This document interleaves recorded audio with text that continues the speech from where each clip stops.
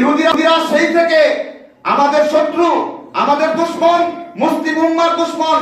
আর এখনকার যুগের মহিলাদের দেখুন, তখন ওই মহিলার পর্দা নষ্ট হয়ে যাওয়ার কারণে ওই মহিলা ক্রন্দন, চিৎকার সবই করেছে। আর এখন আমাদের মুসলিম মারা, আমাদের মুসলিম বোনেরা নিজের পর্দা নষ্ট করে, নিজেরা উলঙ্গ, অর্ধ উলঙ্গ হয়ে মঞ্চে উঠার পরে নাচে, এবং সেই দেখে ইহুদি খ্রিস্টানের বাচ্চারা হাততালি দেয়।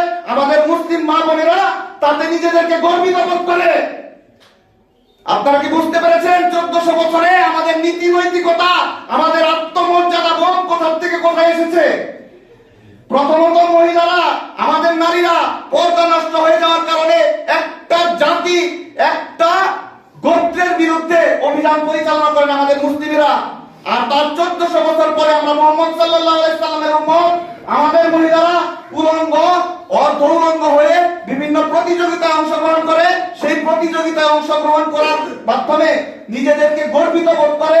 ইহুদি খ্রিস্টানরা, ইসলামের শত্রুরা আমাদের মা বোনদের শরীর দেখে হাততালি দেয়, তারপরেও তারা নিজেদের মধ্যে লজ্জা বোধ করে না। আমরা যারা নিষেধ করি, দাড়ি টুপিওয়ালারা, আমরা এই নগ্ন, এই অর্ধ উলঙ্গ নারীদের সবচাইতে বড় দুশমন। আমরা মৌলবাদী, কারণ আমরা আমাদের জীবনের সর্বক্ষেত্রে ইসলামকে পালন করতে চাই।